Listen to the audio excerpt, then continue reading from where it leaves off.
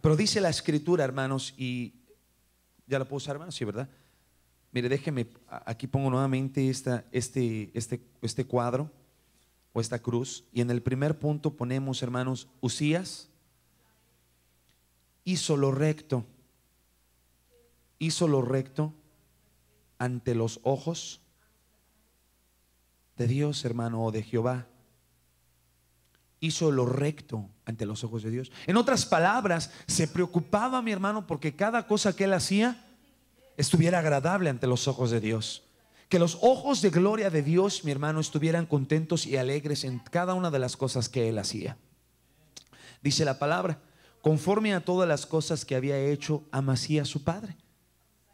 En otras palabras, hermano, ¿qué era lo que estaba haciendo Uzías? Estaba siguiendo el ejemplo de ¿quién? De su padre. O sea, Amasías, hermano, ¿fue un buen padre o fue un mal padre? Fue un buen padre. Enseñó a su hijo, hermanos, el temor a Dios, el caminar con Dios.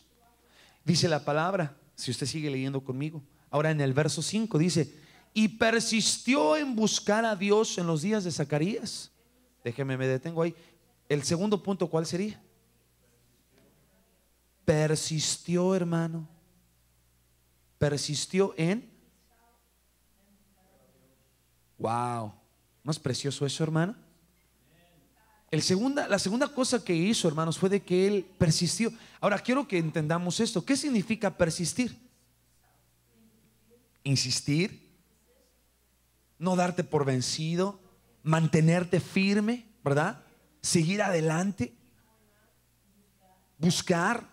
¿Cuánta gente, hermanos, a lo mejor, yo no sé si le han dicho a usted, pero a mí constantemente, a veces amigos que tengo en el trabajo o personas me dicen, oye, pero ¿por qué estás todo el día en la iglesia en el domingo? ¿Por qué no nada más vas en la mañana y se acabó? Le digo, no, nada más imagínate, cuando no tenía a Jesucristo, mi vida estaba perdida en un abismo sin fondo. Ahora que conozco a Jesús, deseo estar en su casa alabando, exaltando y glorificando su nombre. El mayor gozo, mi hermano, para nosotros es venir a alabar y bendecir su nombre. Hermano, eso no te lo da el dinero, eso no te lo da las drogas, eso no te lo da absolutamente nada, eso solamente proviene y es un don de Dios. Cuando nosotros aprendemos a persistir en buscar en Dios, hermano, a Dios le gusta.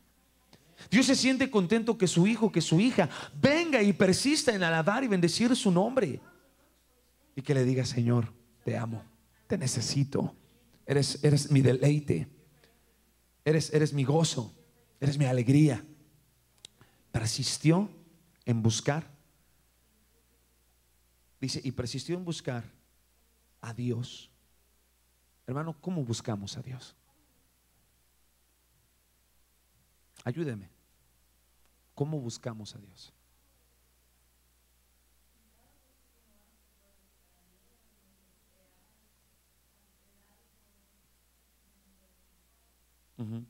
Hablando particularmente aquí en la iglesia, ¿cómo buscamos a Dios? Cuando oramos, cuando estamos alabando su nombre, cuando estamos levantando nuestras manos. Las manos en alto significa señal de gratitud, de rendición. Cuando venimos, cerramos nuestros ojos, levantamos nuestras manos y le decimos, Señor, te necesito, te amo, Jesús. Estamos persistiendo en buscarle a Él. Hermano, hay un principio bíblico y dice la Biblia, el que toca, se le abre. El que busca, encuentra. Si nosotros aprendemos, hermanos, diariamente en venir y tocar la puerta del Señor, Él está más que listo, mi hermano, para abrir la puerta y permitirnos entrar a sus aposentos y poder ser bendecidos por su presencia. Qué gozo tan inenarrable, hermanos, va a ser el día cuando estemos totalmente en su presencia, donde solamente estemos delante de su presencia. Pero para estar totalmente en su presencia, tenemos que aprender, hermanos. Aquí en la tierra tenemos que aprender a persistir, buscar a Dios. Si no, allá cuando estemos con Él no vamos a encajar. ¿Me entiende? No vamos a encajar. Si aprendemos a bendecir su nombre aquí, entonces cuando partamos con Dios, no nos va a ser extraño el poder bendecir su nombre allá en la eternidad, estar delante de su presencia. Tenemos que aprender a persistir y buscar su presencia, hermanos. Dice la Biblia en los días de Zacarías. Ahora, después, ¿qué dice? Entendido en visiones de Dios. En otras palabras, si yo persisto en buscar a Dios, Dios me va a dar visiones. voy a tener revelaciones de su palabra, voy a tener, hermanos, manifestaciones divinas de parte de Dios. El tercer punto, ¿cuál sería? Entendido en visiones de Dios. En visiones de Dios. Ese es el tercer punto que vemos, entendido. ¿Qué tan importante, hermanos, es saber hacia dónde Dios nos está dirigiendo en la vida? ¿Y sabe cómo nosotros podemos saber, hermanos, hacia dónde Dios nos está dirigiendo en la vida? Cuando tenemos una relación personal con Él diaria, cuando le buscamos en oración, cuando le buscamos en ayuno. ¿Sí me entiende? Cuando tenemos una búsqueda diaria con Él. Un ejemplo, ¿no? A lo mejor vamos a agarrar un trabajo, podemos inclusive orar, hermano, y rápidamente podemos sentir la respuesta de parte de Dios sobre de ello. ¿Por qué? Porque tenemos el entendimiento, hermanos, de Dios. Dios nos hace sentir. Hay veces que Dios, mi hermano, Dios nos habla audiblemente. Yo recuerdo una ocasión, hermano, me acuerdo una ocasión que en la escuela bíblica, cuando yo estaba allá en Zacatecas en la escuela bíblica, recuerdo que en ese tiempo los maestros o los pastores que nos estaban hablando, todos los muchachas que estábamos allá estudiando para ser ministros para el Señor, me acuerdo que constantemente yo veía que varios hermanos hablaban de que Dios nos puede hablar audiblemente, que Dios puede hablarnos y puede reconfirmar nuestra fe de esa forma. Pero no porque lo reconfirme, sino porque ya lo creemos al 100%. Y yo recuerdo, hermanos, que en mis oraciones yo le decía: Señor, cuánto me anhelaría, cuánto me gustaría escuchar tu voz, aunque no soy digno. Señor, aunque sea para regañarme, yo le decía, aunque sea para regañarme, Señor, pero háblame aunque sea. Quiero escuchar tu voz. Ya en la necesidad y desesperación de querer escuchar la voz de Dios, me acuerdo que una ocasión, hermano, y esto es una de las cosas que guardo en mi corazón preciosamente. Me acuerdo que una ocasión estábamos orando en la iglesia. Esto fue cuando estábamos allá en Colorado. Estaba pasando por una etapa bien difícil en mi vida, hermano, bien difícil. Y recuerdo que llegué a la iglesia, hermano, de esas veces que te sientes como cansado, que te sientes afligido, que ya no sabes qué hacer, si dar vuelta a la derecha o a la izquierda, no lo sabes. Me acuerdo que llegué a la congregación, a la iglesia, hermanos, no había nadie. Me metí, hermanos, me incliné ahí en el altar y simplemente empecé a orar al Señor. Empecé a derramar mis lágrimas delante de Él, hermano.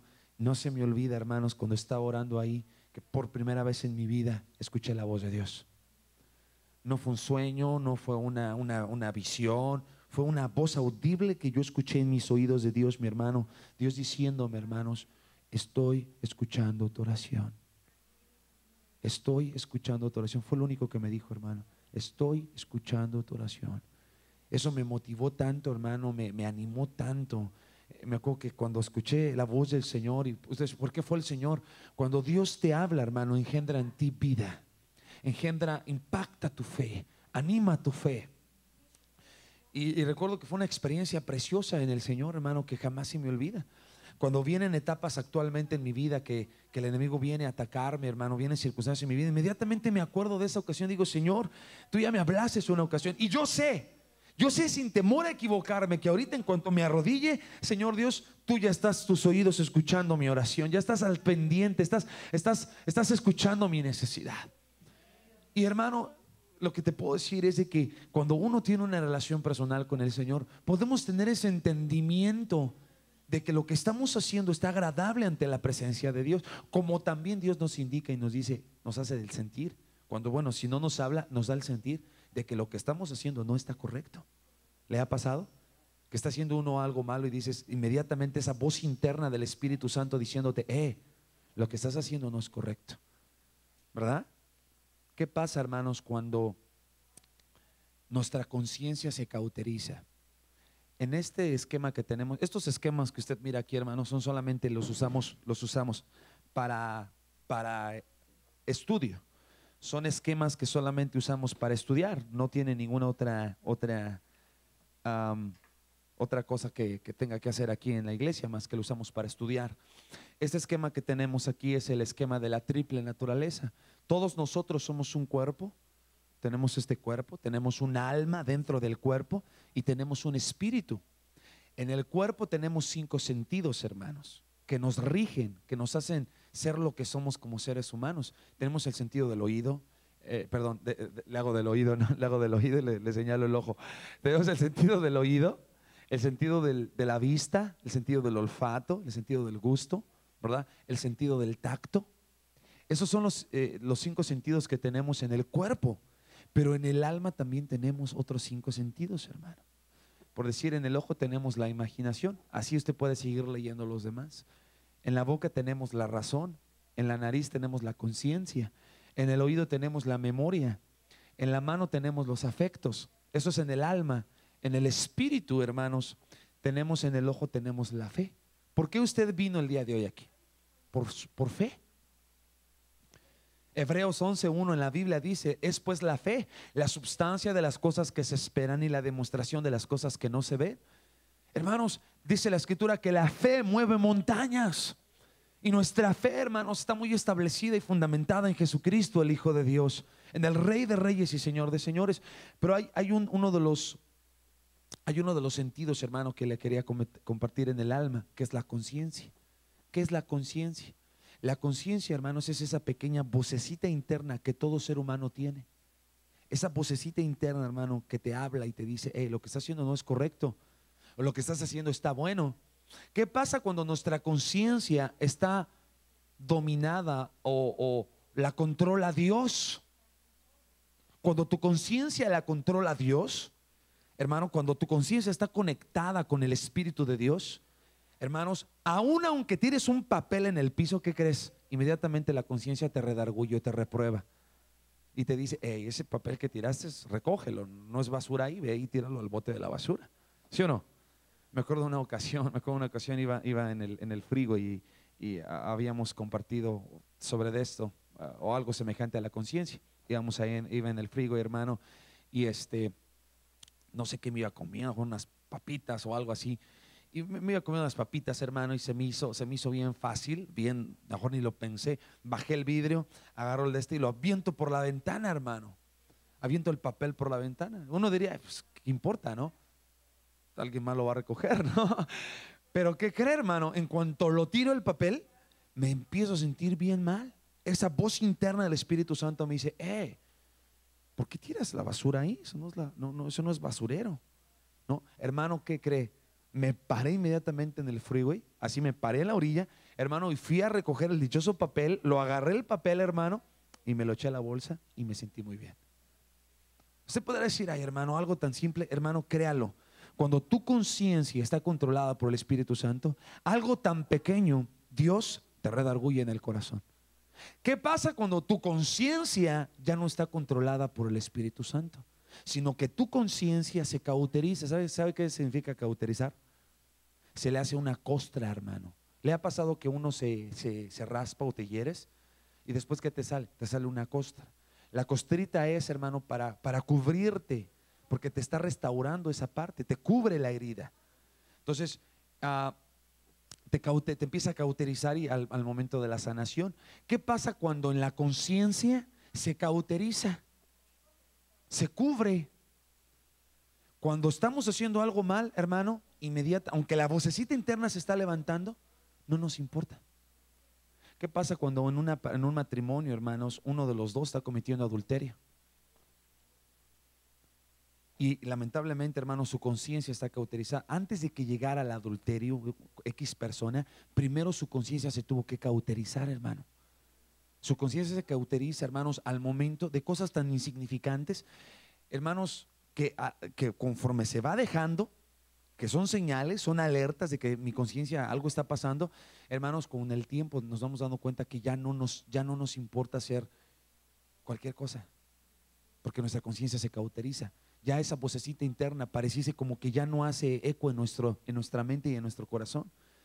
Pero dice la Biblia, hermanos, que Usías era un hombre que estaba entendido en visiones de Dios. En otras palabras, él se preocupaba por escuchar la voz interna del Espíritu Santo dentro de él. Estaba atento a escuchar la voz de Dios. Eso es algo que debemos nosotros diariamente de decirle a Dios: Señor, ayúdame para que mi conciencia no se cauterice. Ayúdame para que la voz interna de tu Espíritu Santo me hable cuando yo tenga que hacer algo, Señor Dios, correcto. Es más, en la mañana del día de hoy, hermano, fíjese qué tan importante la conciencia y de lo que yo le estoy hablando. En la mañana se levantó, hermano, inmediatamente usted se levantó y su hombre espiritual, su alma, su espíritu, ¿qué le dijo? Oye, vete a la iglesia, ¿sí o no? Y de repente su mente carnal o su cuerpo, ¿qué le dice? Ay, no, está muy frío, ¿sí o no?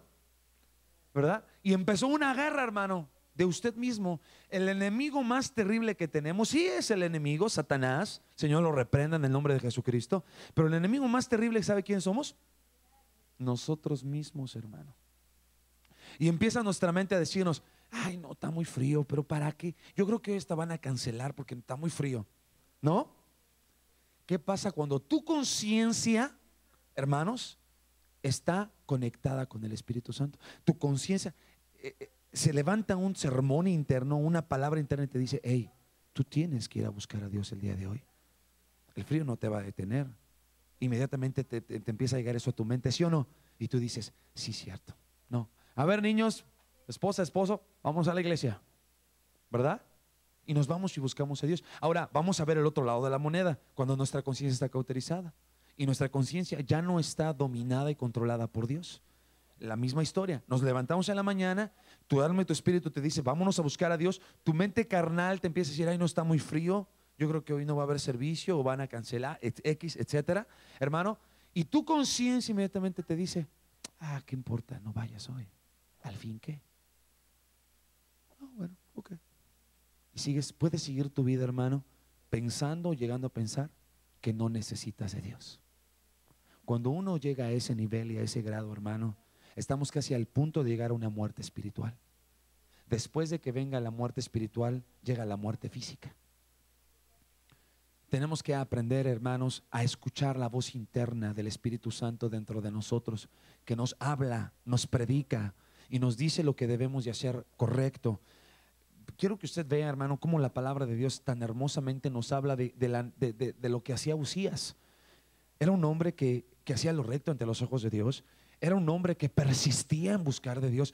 Era un hombre que estaba entendido en las visiones de Dios. Pero no es todo. Siga leyendo conmigo, hermano, por favor, en el versículo 5.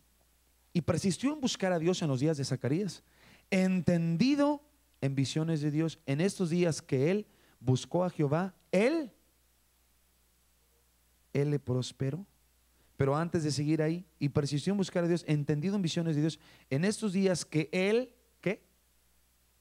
El cuarto punto, hermanos, es Uzías buscó a Jehová.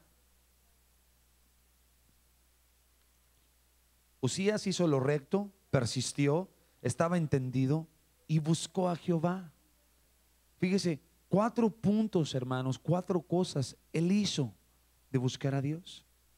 Ahora, cuando nosotros vemos este cuadro decimos, era un hombre que no le faltaba nada, buscaba a Dios, era un hombre verdaderamente consagrado a Dios. Pero hermano, vea lo que empieza a pasar en la vida de Uzías. Siga leyendo su Biblia, hermanos, en el versículo 6. Y salió y peleó contra los filisteos. ¿Quiénes eran los filisteos? Eran los enemigos del pueblo de Israel. Dice, y rompió el muro de Gat y el muro de Jabnia, el muro de Asdod, y edificó ciudades en Asdod y en la tierra de los filisteos. Vean el verso 7, hermano. Ayúdeme. ¿Qué dice? Y diole Dios ayuda contra los filisteos y contra los árabes que habitaban en Gurbal y contra los amonitas. Verso 8. Y dieron los amonitas presentes a Uzías, y divulgóse su nombre hasta la entrada de Egipto, porque se había hecho, ¿qué? Altamente poderoso. Hermano, hay algo que jamás debemos de olvidar. Todo lo que somos. ¿Está conmigo? Todo lo que somos, todo lo que tenemos, aún tus hijos, mis hijos, no son nuestros. El Señor solamente nos los da por un tiempo momentáneo. Salmo 90 dice que la vida del hombre, hermanos, es como el vapor que aparece en un momento y de un momento desaparece. Cuando nosotros empezamos a creer y a pensar que lo que tenemos es porque lo merecemos, es porque es mío, es porque yo lo gané, es porque mis manos lo hicieron, ¿me entiende? Es porque, qué sé yo, porque yo lo logré, porque yo lo gané. Hermano, en ese momento el orgullo se apodera de nosotros y empezamos nosotros a dar, a usar o ponernos en el lugar de Dios. Dejamos, por así decir, que el necio tonto, hermanos, se siente en el trono de nuestro corazón. En vez de que sea Dios el que se siente en el trono del corazón. Dice la escritura que, fíjese, todo esto, hermanos, fue igual, vea, si yo pudiera poner un símbolo aquí, fue igual a que Dios lo ayudó en todo, hermano. Pero, o sea, todo eso que él hizo lo recto, persistió, estaba entendido en Dios, buscaba a Jehová. Era el resultado era de que Dios lo bendecía en todo lo que él hacía. Pero eso, hermano, lamentablemente, ¿sabe qué generó en su vida? Orgullo.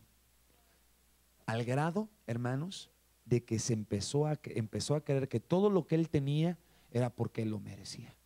Siga leyendo conmigo en el versículo 9. Edificó también Usías torres en Jerusalén, junto a la puerta del ángulo y junto a la puerta del valle y junto a las esquinas, y fortificólas. Verso 10. Asimismo edificó torres en el desierto y abrió muchas cisternas. Fíjese que ahí empieza a hablar de todas las cosas materiales que hizo él.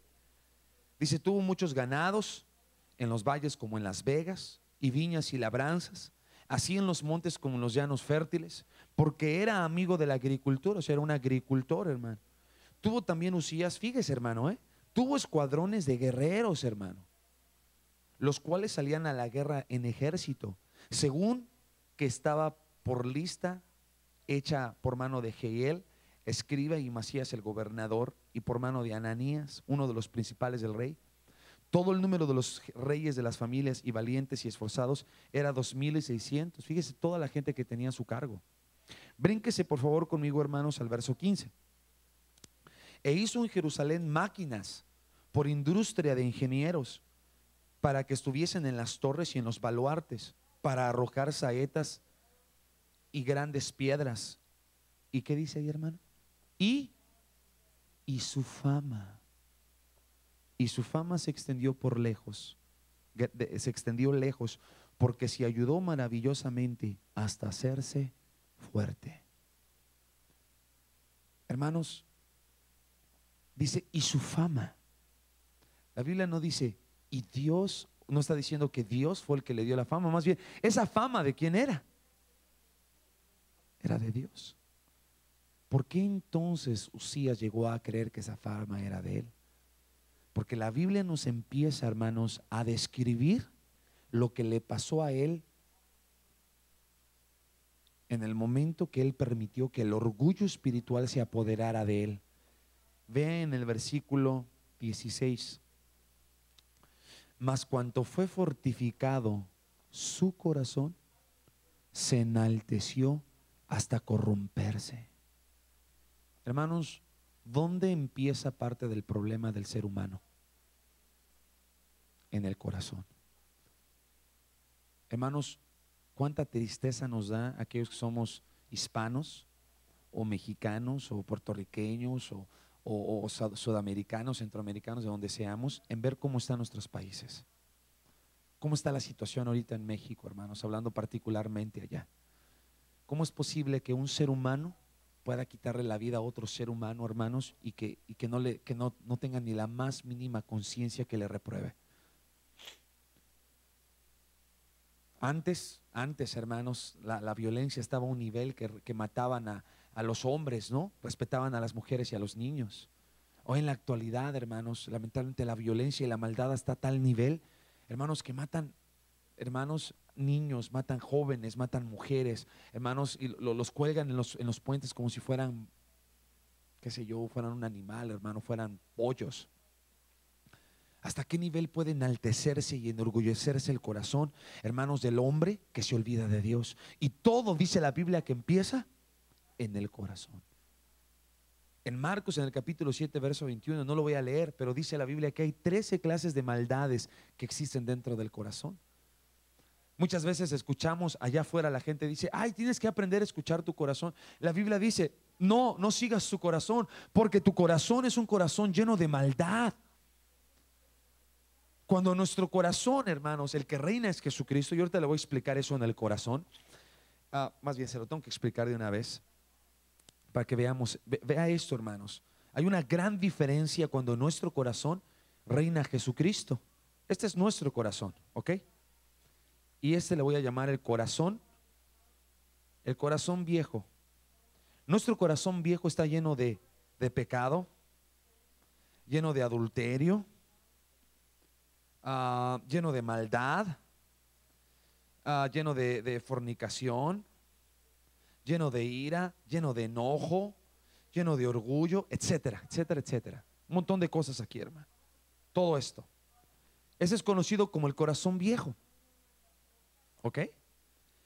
Cuando aceptamos a Cristo dentro de nuestro corazón, hay un nuevo corazón que nace, hermanos. Este corazón que está aquí, si tuviera un color rojo, ese corazón lo pintaría de color rojo, hermanos, porque es la sangre preciosa del Hijo de Dios, la nueva vida que tenemos en Cristo. Es ese nuevo corazón que está dentro del corazón viejo, que es conocido, hermanos, como el corazón nuevo. En hebreo, hermanos, en la Biblia habla como el corazón Lebab. Este corazón Lebab, hermanos, es conocido como el corazón nuevo. Este corazón no peca. Este corazón nuevo, hermanos, no es orgulloso, no sigue el pecado, no sigue el adulterio, no sigue nada de esas cosas que están en el corazón viejo. Cuando nosotros nos alimentamos más de las cosas de Dios, cuando usted viene más a la iglesia, cuando usted viene y se consagra para la gloria de Dios, cuando usted empieza a buscar más a Dios como Usías en sus principios, hermano, ¿sabe qué empieza a pasar con su corazón nuevo? ¿Qué empieza a pasar, hermano? Empieza a crecer. Ese corazón nuevo empieza a crecer, hermano. Tu amor por Dios empieza a crecer más abundantemente, ¿me entiende? Ahora, ¿qué va a ir pasando con las cosas malas? Las cosas malas van a tener que ir saliendo, hermano. Las cosas malas van a tener que ir saliendo. Al grado, hermanos, de que este corazón nuevo solamente llena, hermanos, completamente al corazón viejo. Y lo único que ya hay en nuestro corazón es un corazón completamente nuevo por el Señor. Pero también puede pasar todo lo opuesto. ¿Y sabes qué es todo lo opuesto? Lo opuesto, hermanos, es de que en este corazón que está aquí, que es el corazón viejo, está el corazón nuevo, hermano, que acaba de nacer, que es el corazón nuevo. Cuando aceptamos a Cristo en nuestro corazón, hermanos, que toda la maldad, todo el pecado, le demos más a esas cosas. ¿Y qué va a pasar con el corazón nuevo? Se va a ir haciendo chiquito, hermano. No es de que muera, hermano. Ahí está. Porque ¿qué crees? Muchas veces cuando he conocido a tantas personas, hermano, una ocasión, déjeme le comparto esto para que me entienda lo que le estoy compartiendo aquí. Una ocasión me acuerdo que estaba evangelizando a una persona para acabar pronto. Le estaba hablando del Señor y me sorprendió porque esta persona entendía rápidamente lo que yo le decía. Inclusive me decía citas bíblicas, me decía, sí, Juan 3:16 dice esto y esto y esto y esto. Le dije, oh, mire, me da gusto que usted sepa la palabra. Dice, sí. Dice, por muchos años yo me estuve congregando en una iglesia cristiana. Por mucho tiempo iba a una iglesia. Y le digo, disculpe, hermano, ¿y qué fue lo que pasó? ¿Qué sucedió? Dice, hermano, la verdad me cansé. Hablaban mucho que Cristo venía pronto y no llega. Dice, la verdad es de que yo mejor me desesperé, y a lo mejor quiero seguir mi vida sin el Señor. Me empezó a hablar, hermano, de que según para él el haber sido cristiano había sido la decepción más triste de toda su vida. Yo nada más lo empecé a escuchar. Y lo empecé a ministrar, le empecé a hablar del Señor, le empecé a decir, ¿sabe? El Señor lo está esperando como un hijo pródigo. Y le empecé a hablar de la parábola del hijo pródigo. cuando dice que el padre de familia tenía dos hijos, tenía a su hijo mayor y al hijo menor. Y le empecé a hablar, mi hermano, de que el hijo menor empezó a decir que él le diera su herencia, que su papá le diera su herencia, porque él se iba a ir. Y dice que el padre le dio su herencia, hermanos, y dice que el hijo menor salió y despilfarró toda la herencia, la tiró, la gastó, la malgastó, y se quedó sin nada, al grado que ya no tenía para comer. Y dice la Biblia, hermanos, que todos los días su papá salía a la puerta de la hacienda de su casa a ver si su hijo que se había perdido regresaba. Y dice que qué sorpresa se llevó cuando un día salió el padre y vio que su hijo estaba llegando, pero su hijo tenía pena de regresar. Tenía pena de regresar, dice la Biblia, porque decía que no sabía si su padre lo iba a aceptar una vez más. Usted conoce la historia en la Biblia, dice que el padre de familia llegó, se llenó de alegría, dijo que mataran al becerro más gordo, que trajeran un anillo, unas sandalias y que vestieran, pusieran ropa nueva en su hijo que estaba perdido y había regresado. Hermano, cuando yo le estaba hablando esto a este hombre, ¿sabe? Lágrimas le empezaron a rodar sobre sus mejillas. Lágrimas empezaron a rodarle. ¿Qué fue lo que ahí yo pude ver? Yo pude ver, hermano, que la cara que este hombre estaba mostrando aparentemente era una cara de dureza. Era una cara, hermanos, de que no le importaba ya las cosas de Dios. Pero cuando empecé a hablarle, hermanos, esta palabra, la palabra de Dios, y empezó a tocar lo más profundo de su alma, empezó, en otras palabras, la palabra de Dios empezó a ministrar a su corazón nuevo. Su corazón nuevo empezó a palpitar y esas lágrimas empezaron a rodar. ¿Sí me está entendiendo? O sea, no muere, hermano.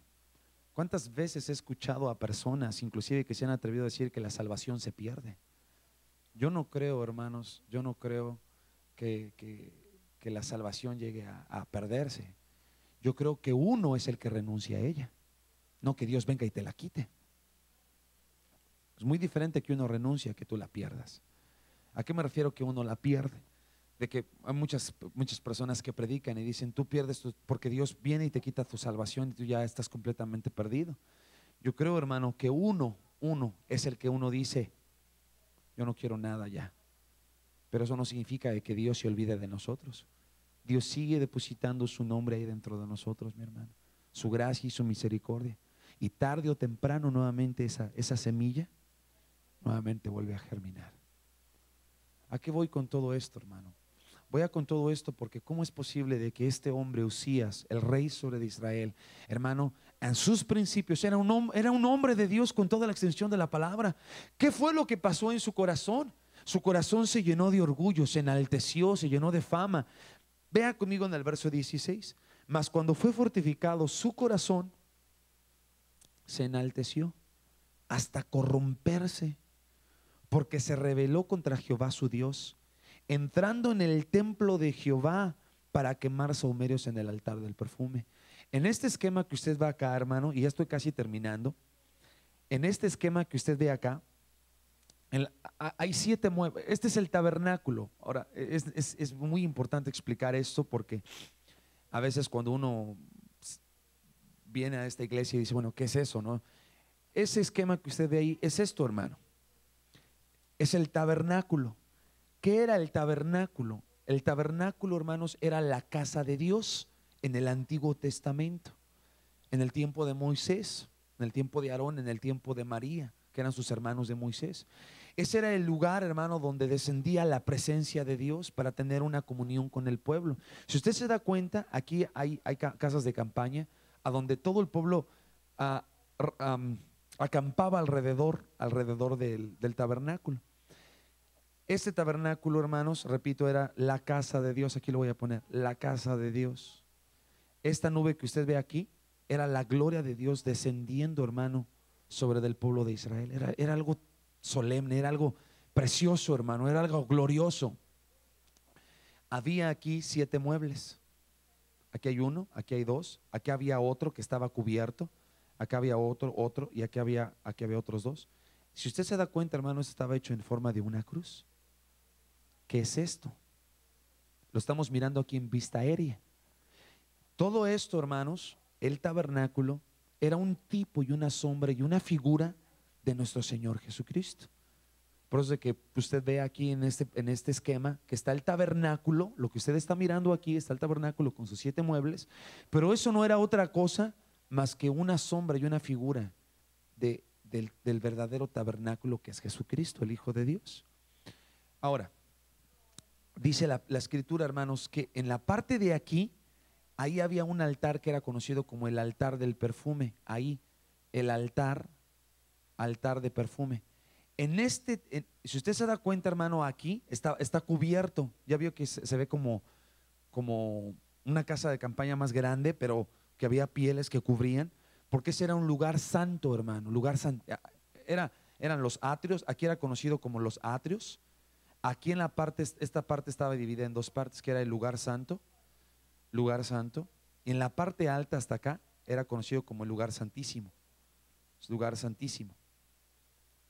En este lugar no podía entrar cualquier persona más que el sumo sacerdote, y una vez al año, hermano, con la sangre que era derramada en el altar de bronce, podía entrar al lugar santísimo para ofrendar a Dios. Nadie más podía entrar. Dios había determinado que solamente los sacerdotes podían entrar hasta la presencia de Él, nadie más. El grado, hermanos, de la corrupción de Uzías llegó de que él quiso llegar hasta adentro, hermanos, hasta la parte del altar del perfume, a donde se ofrecían ofrendas aromáticas, de perfumes aromáticas. En la parte de en medio, en el pecho, ahí ve que está déjeme ver si está aquí la luz. En la parte de en medio se da cuenta que ahí hay un altar. Ese era conocido como el altar del perfume. Esto está en su Biblia, hermano, no lo estoy sacando de la manga. Éxodo 40, Hebreos 9, habla de todo lo que yo le estoy diciendo ahorita. Lamentablemente por el tiempo, voy por el tiempo. No tengo el tiempo para irme con usted y llevarlo paso por paso, pero esto está en su Biblia. En la parte de en medio, hermanos, estaba el altar de perfume. Ahí se ofrecían holocaustos que solamente el sacerdote los podía hacer. ¿Hasta qué grado de corrupción llega el corazón de Uzías, que él se mete, hermanos, hasta ese lugar de uso exclusivo para los sacerdotes de Dios? Dios prohibía que alguien más entrara. A pesar de que él era el rey, no le era permitido entrar ahí. La corrupción de él llega, hermanos, y se mete a ese lugar cuando Dios no se lo permite y Dios no se lo aprueba. Si usted sigue leyendo conmigo, hermanos, en el verso 18, y pusiéronse contra el rey Uzías y dijéronle, me adelanté, en el verso 17, y entró tras el sacerdote Azarías, y con él 80 sacerdotes de Jehová, de los valientes, y pusiéronse contra el rey Uzías, y le dijeron, no a ti, oh Uzías, el quemar perfume a Jehová, sino a los sacerdotes, hijos de Aarón. ¿Y qué le dijeron, hermano? ¿Qué le dijeron? Que se saliera de ahí. Le dijeron, sal del santuario, salte, porque has pecado, has prevaricado, y no te será para gloria delante de Dios Jehová. ¿Cuál fue la actitud, hermanos, de Uzías? Vea lo que pasó en el verso 19. Y airóse. ¿Qué significa la palabra airóse? Se enojó, hermano. ¿Alguna vez alguien se ha enojado cuando estás escuchando la palabra de Dios? No. A veces, hermano, escuche, cuando a veces estamos escuchando la palabra de Dios y nos enojamos, es porque lamentablemente, hermanos, estamos con una actitud equivocada y errónea, y no tenemos un perfume aromático agradable ante la presencia de Dios. Cuando estamos escuchando un mensaje en la palabra de Dios y la palabra nos está, ¿me entienden? Nos está reprendiendo, debemos de tener una actitud de alegría, de gozo. Me acuerdo una ocasión estaba predicando, no aquí, en otra iglesia, y terminé de predicar y me dice, ya se acerca un hermano y me dice, oye, hermano, qué buena estuvo la piedricación, hermano. Dios lo bendiga, pastor. Es piedricación, porque él lo sintió como piedras, sintió que se le estaba hablando a él, ¿no? Hermano, y créame, uno como pastor, yo no sé su vida, yo no ando con una cámara escondida atrás de usted para investigar la vida, ¿no? Es Dios, hermano, el que por medio de su palabra le revela a usted cómo está su corazón, le muestra, para que usted llegue a un punto de arrepentimiento, hermanos, y de aceptación, y decir, Señor, me arrepiento, pero hoy para adelante deseo cambiar. ¿Sí me entiende? Dice que Usías se enojó, hermano. Y airós y Usías, que tenía el perfume en la mano para quemarlo, en esta su ira contra los sacerdotes, vea lo que le pasó. La lepra le salió en la frente. La lepra, fíjese, una enfermedad, hermano, de lepra, le salió en la frente, delante de los sacerdotes en la casa de Jehová, al altar del perfume. Y miróle a Azarías, el sumo sacerdote, y todos los sacerdotes, y he aquí que la lepra estaba en su frente. Hermanos, ¿por qué en su frente? ¿Por qué la lepra no le salió en una mano derecha o en un pie o en un cachete o en una oreja? ¿Por qué cree usted? ¿Por qué, mijo? A ver, tú levanta la mano, tú que levantas la mano. ¿Por qué? Dilo, dilo. Bueno, sí, mijo, sí, estás en lo correcto, ¿sí? Para que todos lo vieran, hermano. Para que todos lo vieran, pero también por algo más. Porque en la frente o en esta área, hermanos, están nuestros pensamientos. Sus pensamientos, hermanos, no eran santos. Sus pensamientos eran sucios y eran pecaminosos. Y Dios le puso ahí, hermano, para que todos lo vieran, de que sus pensamientos no eran santos, no eran limpios. Hermanos, en el Antiguo Testamento el sumo sacerdote se ponía un sombrero, una mitra. La mitra, conocida como la mitra, y tenía una placa enfrente. Y en esa placa enfrente era de oro y decía santidad a Jehová. El sacerdote se la ponía, hermanos, mostrándole a toda la gente como tú. ¿Cómo te llamas, mijo? Francisco. Dios te bendiga, Francisco, porque le acertaste. Hermanos, para que toda la gente mirara que ese hombre era un hombre de Dios, que decía santidad a Jehová. En la actualidad, en la iglesia tradicionalista o católica, el Papa o la persona líder de los católicos, hermanos, se pone un sombrero. ¿Lo han visto? Se pone un sombrero grande, hermano, así como largo, y tiene una placa, y es como la imitación de lo que la Biblia dice de la mitra, de que era un sombrero que se ponían para que todo el mundo los mirara, de que eran hombres de Dios, que eran hombres, hermanos, pues, santificados para la gloria de Dios. Y Dios, en lugar de eso, hermano, le pone lepra en la frente. Qué tremendo, ¿no cree usted? Le pone lepra en la frente para que todo el mundo viera de que era un hombre que había prevaricado en contra de Jehová y que se había apartado de los caminos de Dios.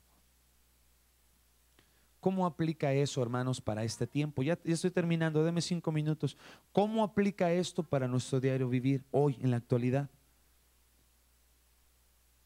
Hermanos, cuando nosotros empezamos a prevaricar y a pecar en contra de Dios y nos empezamos a apartar de los caminos de Dios, una de las alertas y una de las cosas que inmediatamente empieza a pasar es de que nuestros pensamientos ya no son pensamientos santificados, son pensamientos sucios.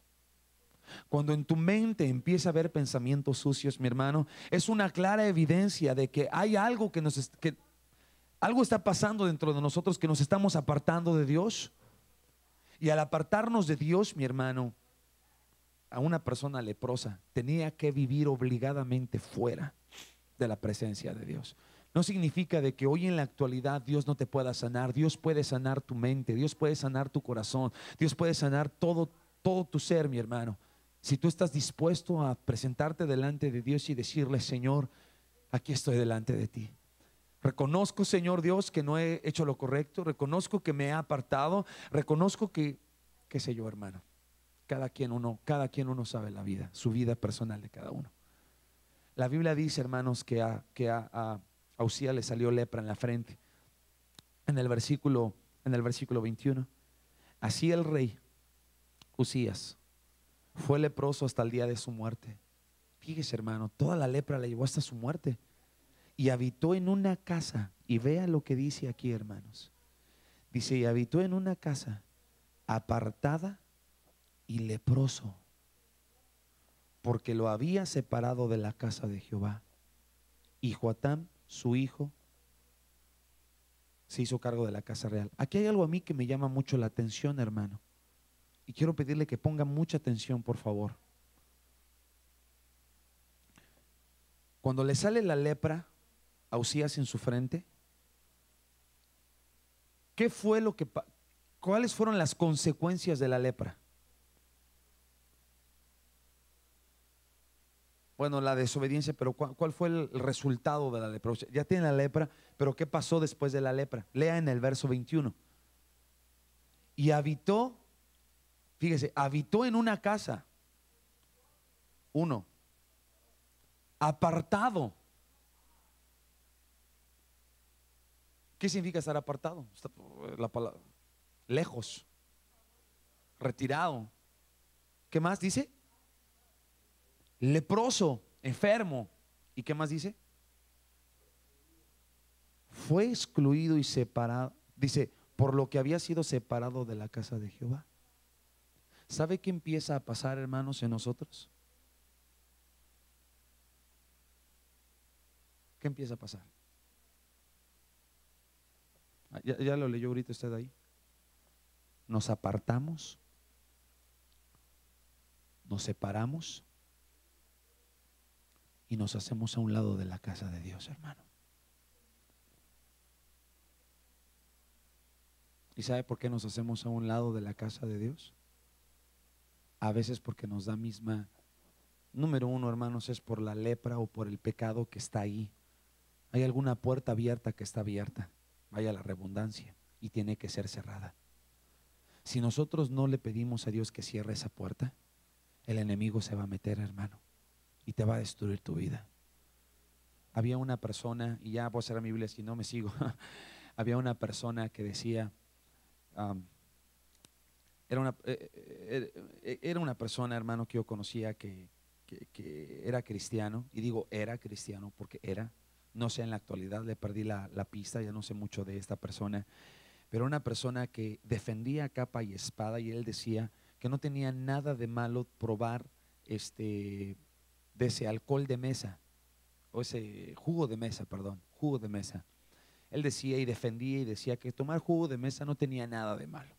Dice que él lo practicaba mucho. Cuando terminaba de comer, se agarraba su botellita, su juguito de mesa con muy poquito nivel de alcohol para tomar, para que le dijera buena digestión. Y yo me acuerdo que una ocasión, hermano, Dios me usó y le dije, hermano, yo no sé, yo respeto su opinión, pero yo creo, hermano, que si usted le abre una puerta a Satanás, si usted le abre una pequeña puertita a Satanás, al diablo, el diablo no se va a quedar a gusto con eso. Con esa pequeña ranurita, el enemigo se va a meter. Y al rato no va a ser nada más una copita. Al rato te vas a ir por una botella de más, de mayor, ¿cómo se llama eso? Volumen de alcohol. Ya ve que tiene de 3 grados, 4 grados, 6, 16, 30, 40. Y al rato vas a ir subiendo los grados. Hasta 50 y tantos, hermano, que es un alcohol que ya literalmente emborracha a una persona, ¿no? El 96, ¿no? Imagínense, del 4 al 96 y hay gente ya alcohólica, hermanos, que, fíjese, o sea, ya es terrible, ¿no? Y me acuerdo que yo le decía a esta persona, le decía, hermano, cierra esa puerta, cierra esa puerta. Y me acuerdo que la última vez que le dije, hasta se enojó conmigo, hermano, ¿quién es usted para que me diga lo que yo tengo que hacer? Hermano, no soy nadie, soy simplemente su hermano en Cristo que lo aprecio, y porque le aprecio se lo digo. Si no lo apreciaría, a mí que me interesaría su vida, ¿no? Se lo digo porque lo aprecio. Hermano, no faltó mucho tiempo cuando después supe que este hermano, esta persona, ya había caído en el alcoholismo una vez más. Ya, nuevamente, ¿por qué? Porque había una puerta abierta, hermano. Cuando tú le abres una puerta al enemigo, el enemigo te destruye y te aparta de la casa de Dios, te aparta, te separa. Cuando tú estás consagrado y tus pensamientos están consagrados, cuando tu vida está cercada en Dios, estás dentro del cerco de Dios, mi hermano, Dios te guarda, Dios te protege, Dios te cubre con su sangre preciosa. ¿Y sabes qué sucede? Dios bendice en todo lo que tú haces. Termino el día de hoy, mi hermano, con lo siguiente. Yo no sé si usted, pero yo sé que a alguien probablemente Dios le está hablando el día de hoy. Cierra las puertas que están abiertas en tu corazón. Ciérralas. Ciérralas. Y deja que sea Dios el único que tenga las llaves de la puerta de tu corazón. Y que sea el único que domine las puertas de tu corazón. Porque si no lo haces, hermano, tu vida espiritual puede estar en riesgo, que te puede llevar hasta la misma muerte espiritual. Yo te invito, hermano, y te invito hoy que te reconcilies o que vengas delante de Dios y le pidas perdón. Y le digas: Señor, perdóname. Perdóname a lo mejor porque me he apartado. Señor, porque no he hecho lo que tú me has pedido. Hoy, Señor, quiero venir delante de tu presencia y consagrarme delante de ti. Si tú quieres, si tú anhelas, hermano, el altar está abierto, hermano. Tú puedes venir a arrodillarte y orar. Nadie te va a criticar, nadie te va a decir nada. ¿Sabes por qué? Porque todos aquí somos pecadores salvos por gracia. Pecadores salvos por gracia. Pero sí creo que aquí está el Rey de Reyes y Señor de Señores, el Doctor de Doctores, que está listo aquí para cubrirte con su sangre preciosa, para perdonarte, aleluya, y darte una nueva fe, hermano, una nueva frescura en tu caminar con Él. ¿Por qué no inclinamos nuestro rostro, hermano? Vamos a orar. Cierra tu Biblia, vamos a orar, vamos a pedirle a Dios que Dios tenga misericordia hoy de nosotros y nos cubra con su sangre preciosa. Amado Padre Celestial, Padre, venimos delante de tu presencia, Señor, en esta preciosa tarde. Señor, venimos probablemente, Señor, en la misma situación que Usías, apartados, orgullosos con nuestra, no lo sé, Señor, apartados, Señor Dios, de tu presencia. Te pedimos el día de hoy, amado Señor Jesús, Padre, que toques nuestros corazones. Perdona nuestro corazón no arrepentido. Perdona nuestros pensamientos, Señor Dios, que muy constantemente